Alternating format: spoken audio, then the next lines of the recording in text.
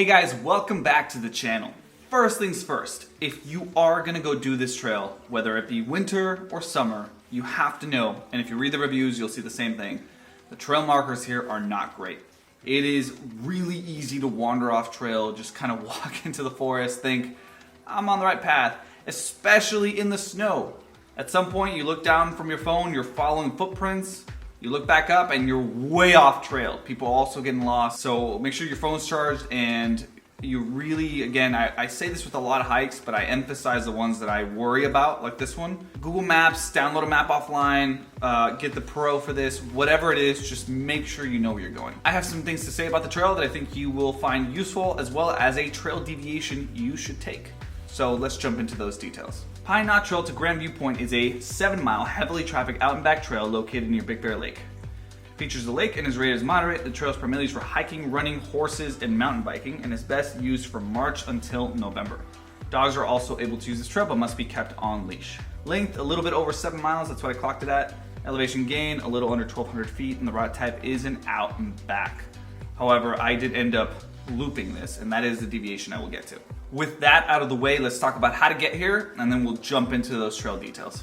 Getting here is going to be pretty simple. You're going to park at the Aspen Glen Picnic Area. You can see it's actually, there is something on Google Maps, that's the trail 1E01.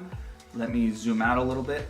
So it's right at the picnic area, and you'll see here, you're very close to Big Bear. Basically, the village is just right over here. There's Saucy Mama's, Copper Q. So you'll go off the main road, Big Bear Boulevard, and then you'll make a left or right depending on where you're coming from.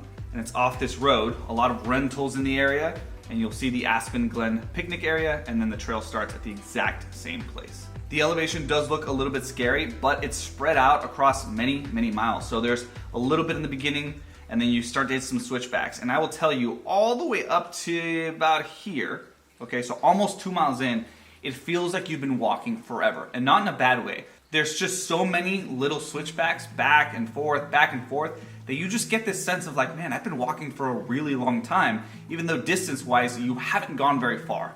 So the first 2 miles of this is a mental game. You feel like you've done a lot more than you actually have.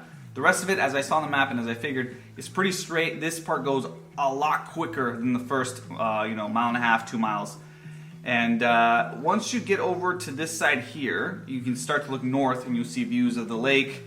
Very, very pretty. I mean, the whole trail is absolutely beautiful, but the views when you're around this area looking north are absolutely gorgeous. Make sure you stop, eat a snack, and take those views in. Now, from mile 2 all the way towards the end, there are some elevation spots, but again, it's very gradual. There's a couple of small hills that get your heart rate up, but for the most part, I found this way easier than, say, like a Bertha Peak. So you'll go towards the very top. Again, right as you pass the sign here, you'll see some of the campgrounds around this area on the east side.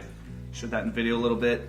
And again, just beautiful, beautiful. And then you can start to get teased with some mountain views right about this area. Let me zoom in a little bit. There's a lot of crossings here with different trails. So once you get to this part here, you should stop right here as well. You see the other trails break off. Just amazing, amazing views southeast of there.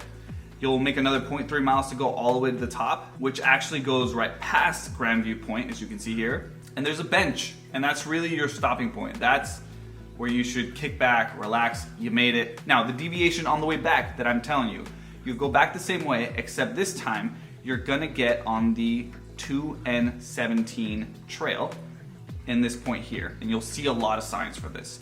You'll make a left and you'll start to go, and then here you're gonna break off to the right or to the north side, and this is Cabin 89. The views here were so good. You are higher elevation here than you are down here, and you can see that here with the topography, 7,000 versus 72. That 200 feet gives you more visibility to the actual lake.